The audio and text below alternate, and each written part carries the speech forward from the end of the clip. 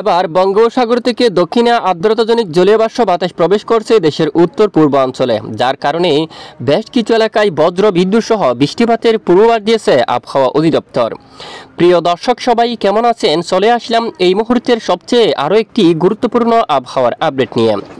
আগামীকাল বৃহস্পতিবার 13 মার্চ আগামী 24 থেকে 48 ঘন্টায় ফের রাজধানী ঢাকা বিভাগ থেকে শুরু করে দেশের উত্তরাঞ্চল, দেশের দক্ষিণাঞ্চল, এছাড়া ভারতের পশ্চিমবঙ্গ সহ উত্তরবঙ্গ, আসাম, ত্রিপুরা এবং বাংলাদেশের 64 জেলার কোন কোন জেলাগুলোর উপর ভারী থেকে অতি ভারী ঝড় বৃষ্টিপাতের সম্ভাবনা রয়েছে তা জানিয়ে দেওয়া হবে ভিডিওটির মাধ্যমে।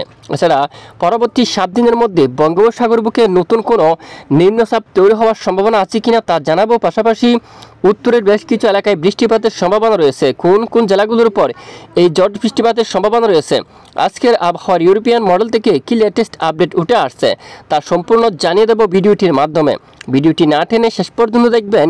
ভালো লাগলে লাইক করবেন। সবার আগে গুরুত্বপূর্ণ আবহাওয়ার আপডেট পেতে চ্যানেলটি সাবস্ক্রাইব করে পাশের বেল বাটনে ক্লিক করে রাখবেন। আর ভিডিওটি কোন জেলা থেকে লাইভ দেখছেন কমেন্ট করে জানিয়ে দিন। আসুন প্রথমে আমরা লাইভ উপগ্রহ স্যাটেলাইট ইমেজটা দেখে নিই। বর্তমান উপগ্রহ স্যাটেলাইট ইমেজের উপর দেখা যাচ্ছে দেশের বেশ কিছু এলাকায় আকাশ পরিষ্কার, তবে উত্তরবঙ্গের কিছু কিছু এলাকায় সামান্য মেঘের আনাগোনা রয়েছে। আলিপুরদুয়ার এবং দেখুন এখানে শিলিগুড়ি, আলিপুরদুয়ার এবং দার্জিলিং, বিশেষ করে জলপাইগুড়ি, দেখুন এখানে সকল এলাকার দিকে একেবারে ব্যাপক আকার আকাশ মেঘাচ্ছন্ন। উদলাবাড়ি, দেখুন রংপুর বিভাগের উত্তরাঞ্চল, দিনহাটা থেকে শুরু করে উত্তরের সকল জেলায় আকাশ একেবারে প্রচণ্ড মেঘলা। রংপুর বিভাগের উত্তরে কিছু কিছু স্থানে, ছাড়া বাকি এলাকায় আকাশ পরিষ্কার রয়েছে, যেমনটা রাজশাহী, ময়মনসিংহ, সিলেট, ঢাকা, খুলনা, বরিশাল, চট্টগ্রাম বিভাগের সকল জেলার আকাশ পরিষ্কার রয়েছে। পশ্চিমবঙ্গের আকাশ একেবারে পরিষ্কার, কোথাও মেঘলা আকাশ নেই। এছাড়া বঙ্গোপসাগরে কিন্তু একেবারে পরিষ্কার রয়েছে, এখানে সকল স্থানে কোথাও মেঘাচ্ছন্ন নেই, একেবারে স্বাভাবিক অবস্থা রয়েছে।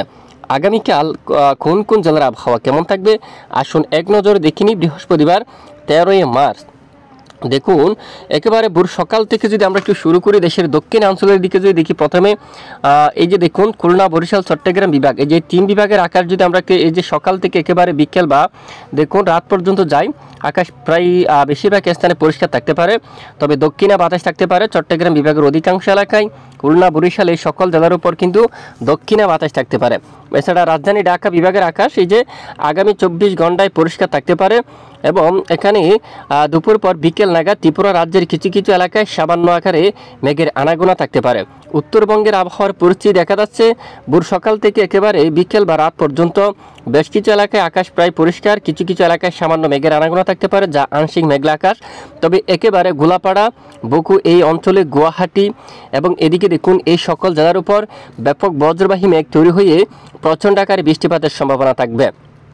দেখুন একেবারে ভোর সকাল থেকে শুরু করে বিকেল বা রাত পর্যন্ত আকাশ পরিষ্কার, সঙ্গে একেবারে উত্তর পূর্ব দিকে রাতের দিকে বজ্রবিদ্যুৎ সহ কিছুটা বৃষ্টিপাতের সম্ভাবনা থাকবে, যা শিলচর এবং এই এলাকার দিকে এখানে বজ্রবিদ্যুৎ সহ বৃষ্টিপাতের সম্ভাবনা থাকবে।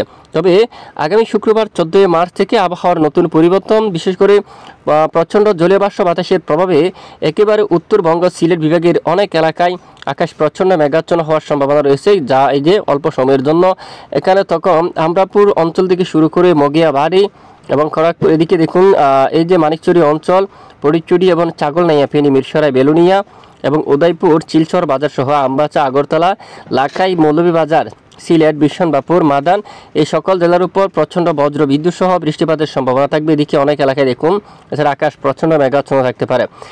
এখানে শিলচর সহ আশেপাশের অনেক এলাকায় বজ্র বিদ্যুৎ সহ বৃষ্টিপাতের সম্ভাবনা থাকবে মূলত 14 মার্চ, বিশেষ করে শুক্রবার।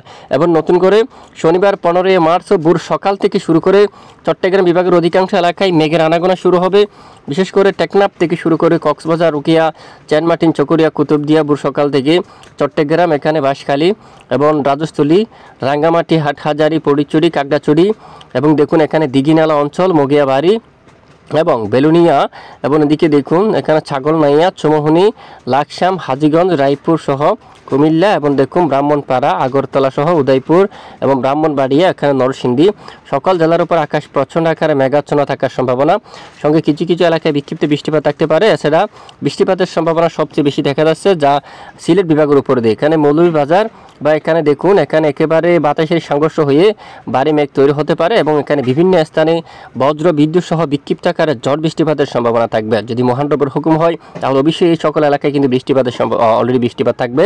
এবং এছাড়া রাজশাহী থেকে শুরু করে উত্তরে রংপুর এই সকল জেলার আকাশ পরিষ্কার দেখা যাচ্ছে। এছাড়া পশ্চিমবঙ্গের আকাশ পরিষ্কার থাকতে পারে, পাশাপাশি কিছু কিছু স্থানে হালকা আকারে মেঘের আনাগোনা থাকতে পারে।